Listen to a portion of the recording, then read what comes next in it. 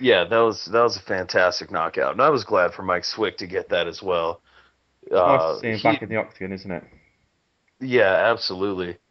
He Right. was a guy, had been out for over 2 years, and he'd been battling a real tough time. So it was fantastic to see him get the win and the bonus like that. Well, Ramsey's good to go, so we'll give him a ring now, and then we'll jump in, and we'll hopefully be able to get things going eventually. Anyway, right? We'll give him a call now. Okay. Superb.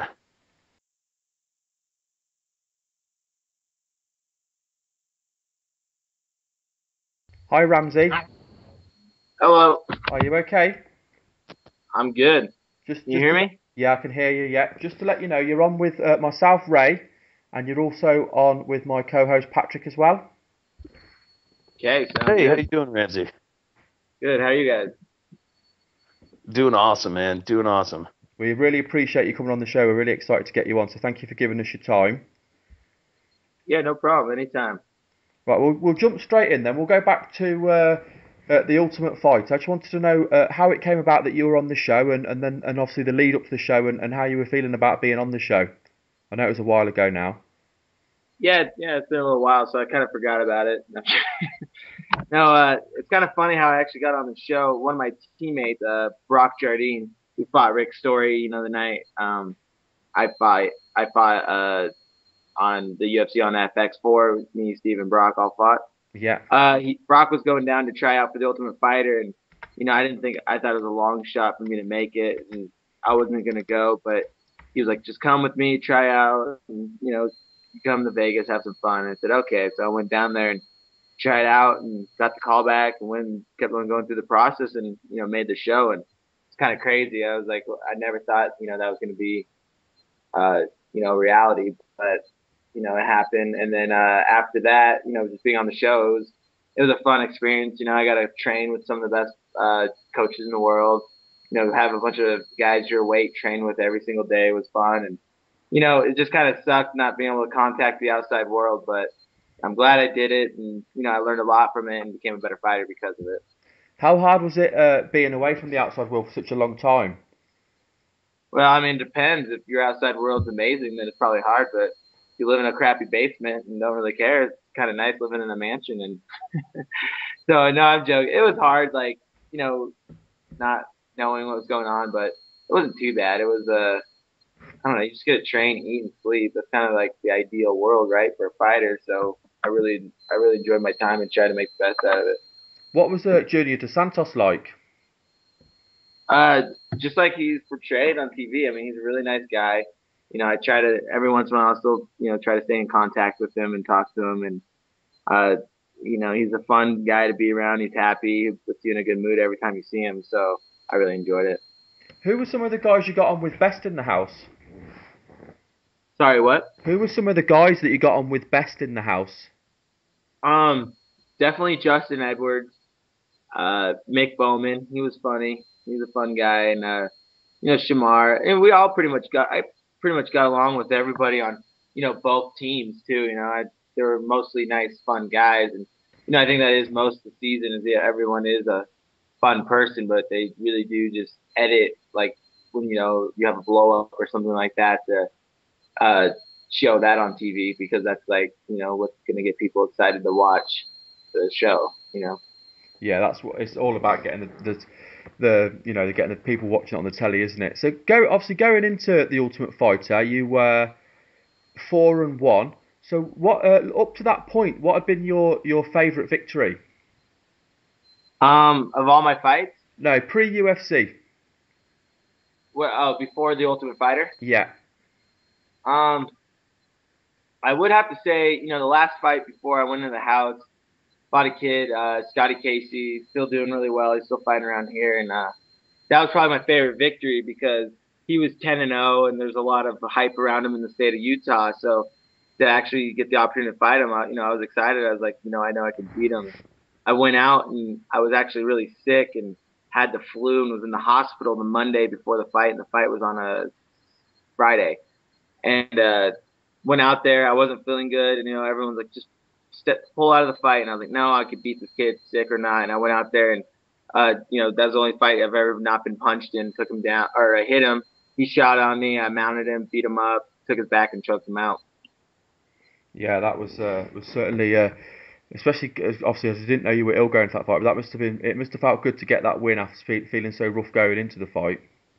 Yeah, it felt really good. I mean, it was really kind of a crappy week, making weight, being sick, throwing up, like not able to eat anything. And I was still sick after the fight. So I threw up right before I walked out, went out there, finished the fight, got excited, celebrated a little bit. I was in front of a home crowd here in Orem, Utah, where I live. So it was like a lot of my friends and family were there. So it was fun to get the win in front of them. And then I went and threw up again. It's certainly a good time to have a short fight anyway if you're feeling like that. You fought 3 times, obviously, once you're on the Ultimate Fighter. Have you got a favourite fight from the Ultimate Fighter? Yeah, I would have to say probably the Chris Cope fight was my favorite fight from the Ultimate Fighter because, you know, it, he was hard to take down just because he's a lot bigger than me, and I was having a hard time taking him down. And he runs to the fence because he knows how to defend takedowns on the fence, and so I was getting a little frustrated. So I got to actually go out there and get the TKO and strike a little bit, get out of my comfort zone and fight. And so it's always fun to get out of your comfort zone and succeed at something. And that's always an exciting, and it was a fun fight. And after that, I was like, man, I'm in the finals, and it was probably one of the most impactful, like emotional fights I've ever had. It was after that, I was really real emotional, like excited to be where I'm at and just keep going after my dream. I mean, obviously, since the finale, you've fought twice. You've beat Danny Downs and CJ Keith. How did those two? How did you find those 2 fights, and did they play out the way you thought they would? Um, for the Danny Downs fight, it's exactly how I thought it was going to happen, but I thought I was going to be able to finish him, and that kid's probably one of the toughest people around. I mean, he was gurgling and had no oxygen, and he wouldn't tap and wouldn't go unconscious. And, everyone saw that in his fight against Jeremy Stevens when he had his shoulder pretty much ripped out of the socket. Yeah, he's crazy. Yeah. So I mean, that fight, I thought I was going to get the finish, but that one went really well. CJ Keith fight went really well, other than the fact that I broke my thumb in my first right hand that connected. So, that was a good fight. The face of my adversary. I broke my thumb. I got mounted. And I was like a little bit shooken up because my hand was throbbing, and I was like, oh crap, I can't hit him. But then I had to come back down, to reality and realize, I'm still in the fight and I can still win the fight. And then once I did that, I was able to finish him right off the bat, and that was actually a really satisfying win. The second win in the UFC, and it's every win in the UFC, no matter who you're fighting, is it's a task in itself. Absolutely. I mean, you're obviously you're fighting at the top end of the division now, just because you're fighting in the UFC and you're fighting the best fighters. I mean, obviously, I remember the Danny Downs fight, and I don't know how that fight didn't end because he literally just seemed to hang on him forever. So after the way that fight went, was you really satisfied to get the stoppage over CJ Keith?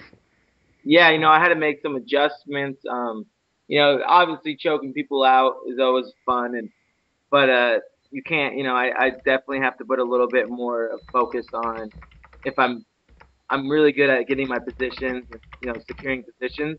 When I got to focus is when I have a secured position, hit him until he gives me the submission. Don't just go out trying to find a submission. And this fight, that was the plan to hit him, and I was like seeing what was the next step. And then obviously I think the ref stopped it a little bit early, but whatever, stop. And I was excited to have it, but this fight I settled down, started striking, and then was looking for the next step. As you're hitting them. Do you know what's happening for you next? I know you obviously had a fight and you pulled out because of an injury. So do you know when, or have you got any ideas of when or who you'll be fighting next? Um, I just had to have thumb surgery, or had surgery on my thumb after my last fight. I just got the pins out, a couple weeks ago. So, well, not even 2 weeks ago. Actually, I think maybe exactly 2 weeks. But it just all depends on how fast my thumb. Last night was the first night I was able to grapple, and I still can't strike yet. So we'll see. I'm hoping to fight, before the end of the year. It'd be fun to fight, the end of the year card with, Junior and Kane. If I could get on that, that'd be, perfect and ideal. But we'll see. I'm not sure exactly what's next for me. But when I get healthy, I'll tell them I'm ready to fight, and I want to fight before the end of the year, and hopefully I can get on and win the fight card. Brilliant. Well, I'm gonna pass you over to Patrick 'cause I know he's eager to get in there. So, are you ready to go, Patrick? I'm ready to go. Right, you take over. All right. Well, it's a pleasure to speak to you today, Ramsey. Um, I wanted to ask you, since we're talking about the CJ Keith fight, I thought you looked real good against him. As the fight was getting towards the end there, you finished, you were in a dominant position. You were raining down the punches, and Keith was turtling up. Some people said it was kind of an early stoppage, though. What do you think about that? Yeah, I mean, it was kind of an early stoppage, but in the end, we weren't fighting for a title. I was in a dominant position, and he did have time to get out of it. The ref did let him try to get out of it, and he may have still been fighting. But some refs look for unanswered punches. Some refs look for complete destroyed in the mount. Some refs don't stop until there's blood and guts and everything out there. So it's kind of, I don't know. Like if a ref doesn't really know you, it's his first fight in the UFC. They don't know if he's a fighter that's going to be able to recover, like the Frankie Eggers and stuff like that. Obviously, if you're, repping his, you're going to let it go. So, I mean, he was in a dominant position. It was his first fight in the UFC. And, I can see why the ref stopped it, but it was probably, another, 5 to 10 seconds. He should have let it happen see what else could have developed. Yeah, I hear you, and I don't think it wasn't a bad stoppage in my book. It looked like he kind of wanted out of there. You had your transitioning from the full mount to the back mount. If I'm not mistaken, you had like at least half the round. There was like 2.5 minutes left, so definitely Yeah. no controversy from where I was sitting. Yeah, there was Um, about 2.5 minutes left, and he was starting to roll, and I was getting ready to jump on his back, and that's my game plan to go from mount to back to look for a choke. So, if either we let it kept going, I've been fine, and if not, yeah, definitely. And you had mentioned before that was on the UFC on FX4 card. You had mentioned that Steven Seiler had fought. He beat Joey Gambino. Good submission win. He got three in a row, I think now. yeah. And of course, like you said, Brock Jardine, he hung in real tough against Rick Story, and that was a short notice fight for him. Are there any other guys coming from the pit right now that we should be looking out for? Well, Core McGee obviously is one of our teammates too, and he just got screwed out of probably one of the worst decisions I've seen in a long time.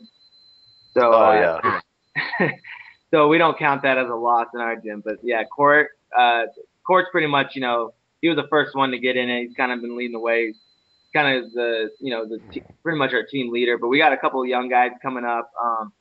Actually, in 2 weeks we have a fight card going on. One of our teammates, Brad Darrington, I wrestled with him in college. He's a national qualifier college wrestler. He's 1-0 amateur. He's gonna have a second amateur fight coming up, so he'll be up there soon.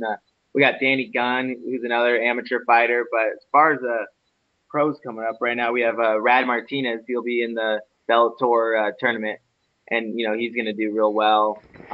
Josh Berkman's on his way back. He's put together some string of wins. So we got a couple of tough guys that are, they're gonna get in the UFC hopefully soon. very cool, very cool. Um, I think you got a real well-rounded game. You're mixing up the strikes more, like you were saying in the CJ Keith fight, kind of using that to open up your grappling. Is there any particular one thing you're working on in training these days, or just focusing all around? I'm still, focusing all around. I really enjoy MMA. I'm a student of the sport. So last night I went to our one of our jiu-jitsu classes. It's just the regular class. And sit there and I drill the same thing as the white belts and everyone else. Just perfecting my game. I still strike. I work with my striking coaches.